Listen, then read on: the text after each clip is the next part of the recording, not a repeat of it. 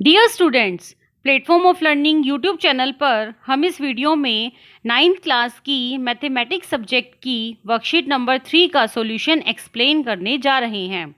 Video को पूरा ज़रूर देखें और अगर आपने अभी तक चैनल को सब्सक्राइब नहीं किया है तो इसे सब्सक्राइब ज़रूर कीजिए। स्टार्ट करते हैं worksheet number 3। Exponent. An exponent refers to the number of times a number is multiplied by itself. Exponent क्या होता है? किसी भी नंबर को उतनी ही टाइम्स मल्टीप्लाई करना, इटसेल्फ अपने आप से उतने ही टाइम्स मल्टीप्लाई करना एक्सपोनेंट कहलाता है।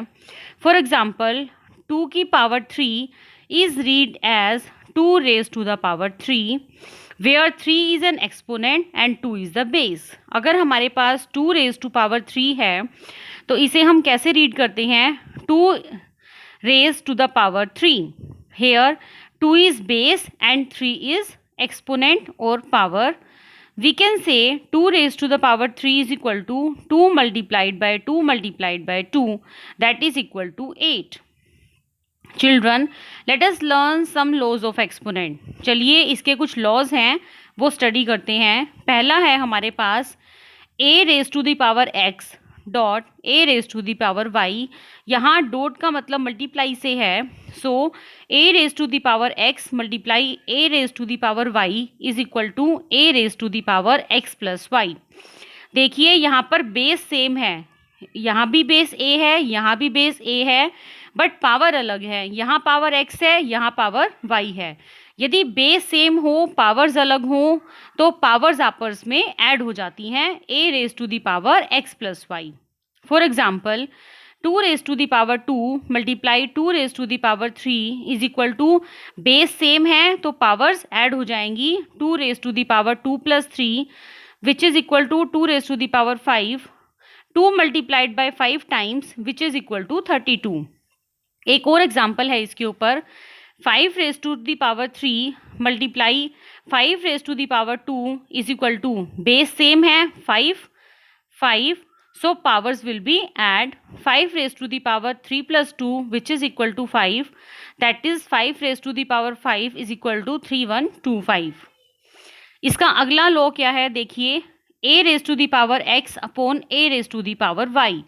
यदि बेस सेम है, पावर्स अलग हैं और ये जो है फ्रैक्शंस में दी गई है तो पावर जो है वो माइनस की हो जाएगी, ऊपर जाकर पावर माइनस की हो जाएगी। a raised to the power x minus y. For example 2 raise to the power 5 upon 2 raise to the power 3 which is equal to, power ऊपर जाकर minus, 2 raise to the power 5 minus 3, 2 raise to the power 2 is equal to 4। एक और example given है, 23 raise to the power 3 divide 23 raise to the power 2। यहाँ पर divide का मतलब ये दोनों फ्रैक्शंस ही हैं, तो 2 यहाँ पर माइनस हो जाएगा। 23 raise to the power 3 minus 2 which is equal to 1, so 23 raise to the power 1 is equal to 23। इसका नेक्स्ट लो है a raise to the power x whole power y, तो यहाँ पर पावर्स मल्टीप्लाई हो जाएंगी a raise to the power x Y.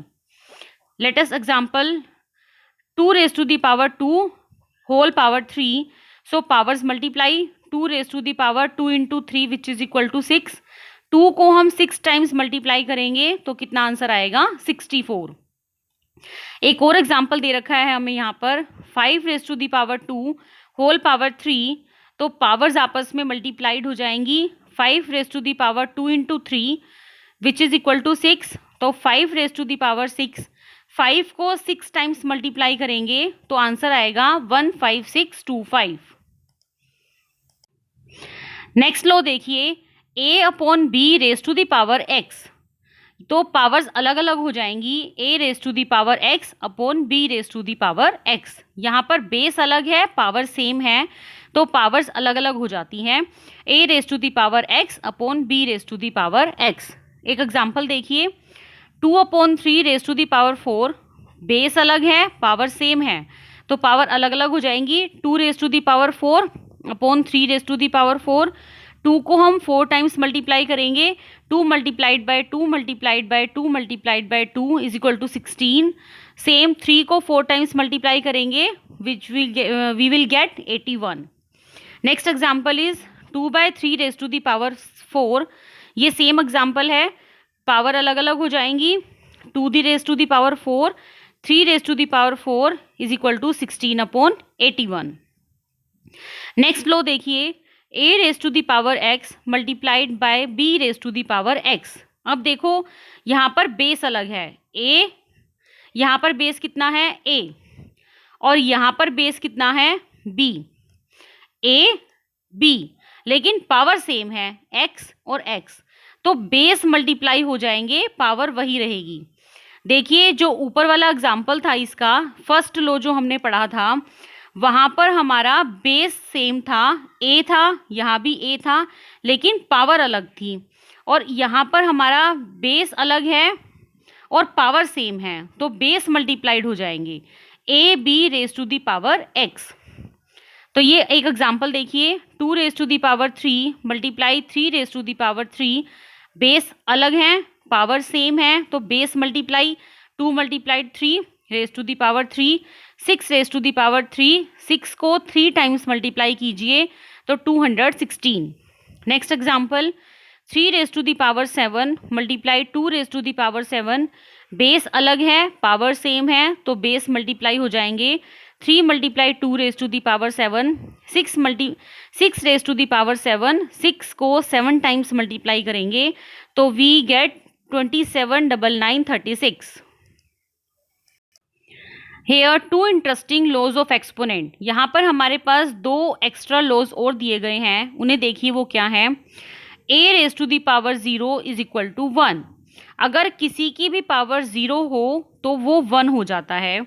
एक example है 5⁻0 is equal to 1, 5 की पावर यदि 0 है तो वो कितना हो जाएगा, 1 हो जाएगा। देखिए इसे सॉल्व किया हुआ है, 0 को हम क्या लिख सकते हैं, 2 - 2, ज़रूरी नहीं है 2 - 2 लिखें, कुछ भी लिख सकते हैं हम, 4 - 4, 6 - 6 एट्सेट्रा। तो हमने यहाँ पर 0 को 2 - 2 लिखा है। 5⁻0 इज इक्वल टू, यहाँ पर हम 5⁻2 - 2 लिख सकते हैं, 0 को सॉल्व कीजिए, ये सेम है, इधर पावर अलग अलग हो जाएंगी, 5⁻2 अपॉन 5⁻2, ये आपस में कैंसिल आउट हो जाएगा, तो कितना आएगा 1। तो अगर किसी की भी पावर 0 हो तो वो 1 हो जाता है।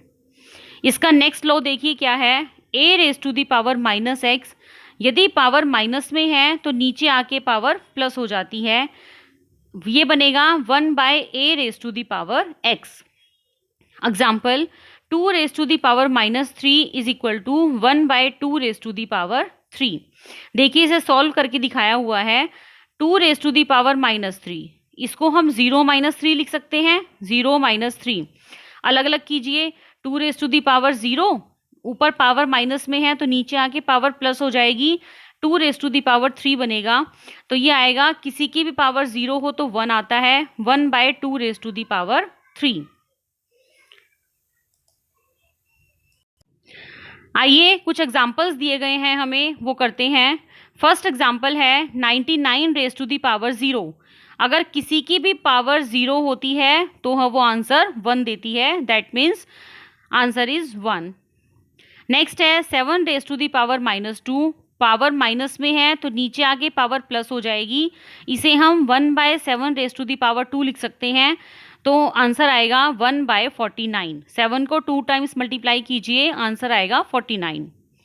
Next question number third, 13⁵ plus 15⁵ whole power 0। ये देखिए इस पूरे की पावर यहाँ पर 0 है, तो किसी की भी पावर यदि 0 हो तो आंसर 1 आता है, इसे सॉल्व करके दिखाने की ज़रूरत नहीं है, हम डायरेक्ट ही 1 लिखेंगे। Next question number 4, 3/5⁻² and whole power -1। पहले हम 2 की पावर को सॉल्व करते हैं, 3² अपॉन 5², पावर -1, 3² 9, 5² 25, पावर -1 है।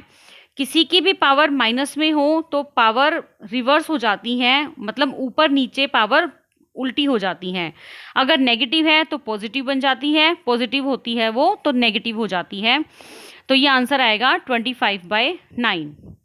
तो स्टूडेंट्स ये थे लॉज ऑफ एक्सपोनेंट। एक्सपोनेंट के कुछ नियम आपके पास, मैं इन्हें पहले आप इन्हें अपनी कॉपी में लिखकर बार-बार प्रैक्टिस कीजिए। जब आपको ये लॉज़ याद हो जाएँगे, उसके बाद ही आप इनके ऊपर बेस क्वेश्चन अच्छे से कर पाएँगे। तो ये था वर्कशीट का पूरा सॉल्यूशन। उम्मीद है बच्चों आपको यह वर्कशीट अच्छे से समझ में आ गई होगी। फिर भी अगर आपको कोई डाउट है या कोई क्वेरी है तो वीडियो के कमेंट सेक्शन में ज़रूर पूछिए। मैं आपके कमेंट का जल्दी से जल्दी रिप्लाई करने की कोशिश करूँगी। वीडियो को लाइक और अपने फ्रेंड के साथ शेयर ज़रूर कीजिए। Thanks for watching. Have a nice day.